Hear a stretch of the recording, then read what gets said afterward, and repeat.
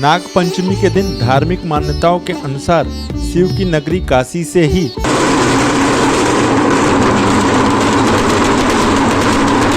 नागलोक जाने का रास्ता है। बनारस के जैतपुरा स्थित नागकुंड की प्राचीनता किसी से छिपी नहीं है। इस कुंड के दर्शन करने से आज के दिन काल सर्प दोष अगर कुंडली में होता है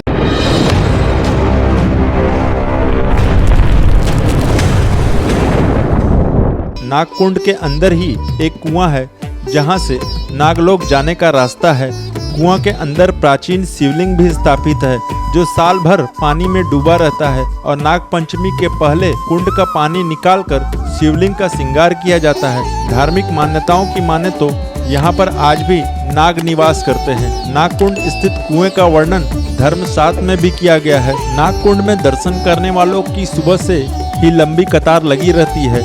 यहाँ पर दूर दराज से लोग दर्शन करने आते हैं। नागकुंड का दर्शन करने से ही काल सर्प योग की मुक्ति मिलती है।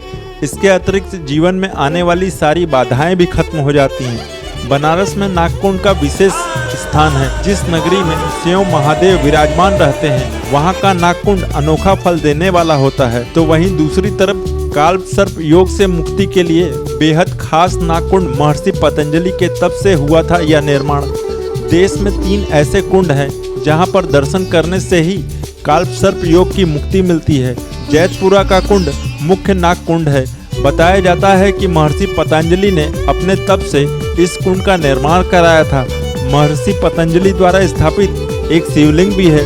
नाग पंचमी के पहले कुंड का जल निकालकर सफाई की जाती है और फिर शिवलिंग की पूजा की जाती है। इसके बाद नागकुंड फिर से पानी भर जाता है। इसी नागकुंड से नागलोक जाने का रास्ता भी है। जी, मेरा नाम राजीव पांडे है। इस मंदिर का महत्व ये है कि महर्षि पतंजलि जी का ये तपोस्थली है और जैसा कि आप सब लोग जानते हैं कि महर्षि पतंजलि जी जो थे वो शेषावतार थे।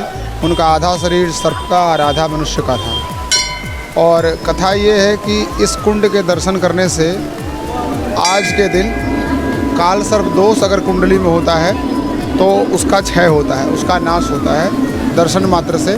और आज के दिन काशीवासी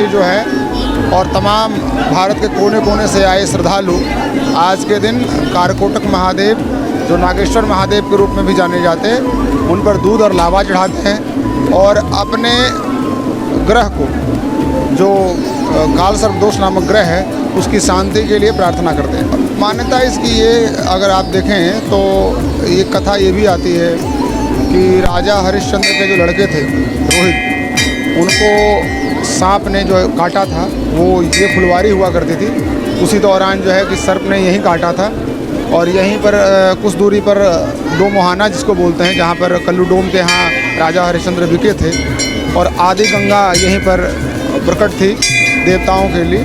तो ये उस संबंध में इसको जोड़ा जाता है। और जनमेजय जो परीक्षित के पुत्र थे उन्होंने जब उनके पिता को सर्प ने काटा तो उन्होंने समूल सर्पों का नाश करने के लिए यज्ञ का अनुष्ठान किया था और उस दौरान तक्षक नाग जो थे वो इसी रास्ते से पाताल लोक हो गए। महाभाष्य जैसे ग्रंथ की रचना भी यहीं हुई है, योग सूत्र की रचना यहीं हुई है। तो इसका महत्व इसलिए विशेष है क्योंकि ये सर्पों से ही जुड़ा हमेशा रहा है।